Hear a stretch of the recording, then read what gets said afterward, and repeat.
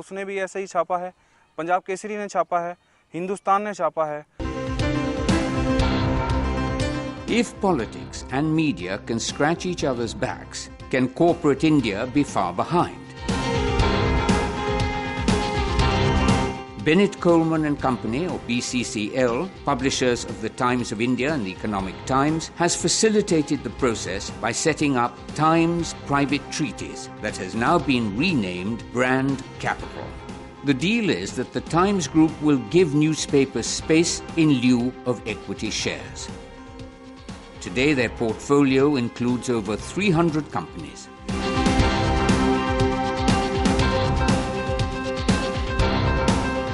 No wonder Brand Capital is a business model that has lured a large number of other media houses.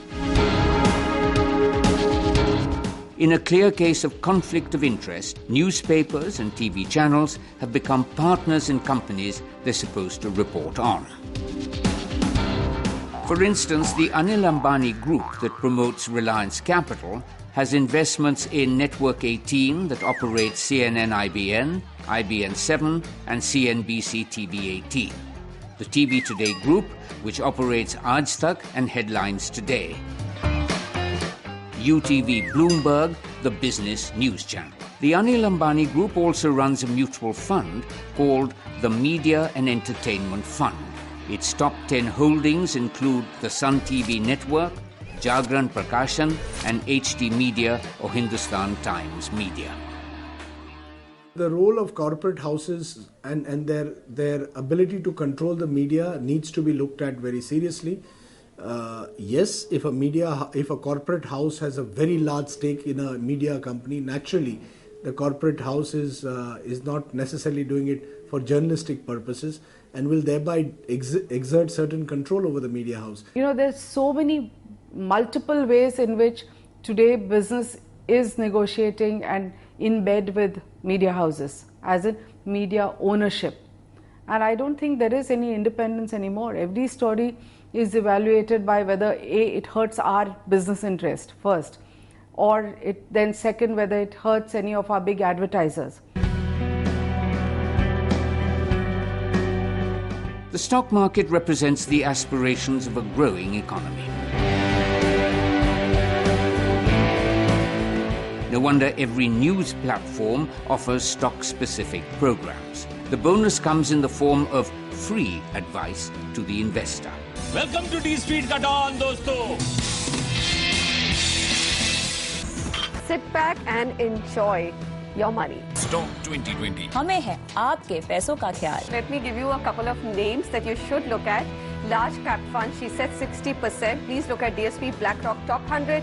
You can also look at Franklin India Blue Chip, Kotak 30 and IDFC Imperial Equity Plan. Raj की company एक बहुत ही उम्दा bet है. Take this advice at your own risk, says the Ministry of Corporate Affairs. आज फिर कहता हूँ, जमशेदपुर में रह के you must buy Tata Steel. और इसके अलावा आपके पास कोई choice नहीं है, क्योंकि मैं आपको बड़ी अच्छी choice दे रहा हूँ. In July 2010, the ministry published a guide to the capital market. It cautioned investors to beware of the media, especially the stock-specific advice given on the electronic media. It warned that in reality, many of these advisors have vested interests. It warned people not to get carried away with news reports about the financial performance of companies. Yet companies use every trick in the trade to sustain high share values in order to retain their worth in the capital market, and the media appears to be more than happy to be a willing partner. On June the 18th, 2010, Mukesh Ambani's Reliance Industries was holding its AGM. The media was abuzz with speculation that his estranged brother, Anil, might attend the AGM and broker a reconciliation. The speculation turned out to be no more than speculation. Anil Ambani did not attend. Where did it come from? And why did it spread like wildfire? You think it was I don't think he had any intention of attending it. And I think it just was done to push up share prices. Did everyone fall for it? Do we not verify?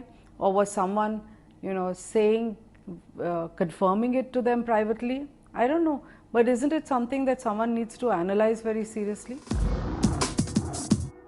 As a matter of fact, Anil Ambani's Reliance Communications has been the subject of the most extraordinary merger speculations in the media.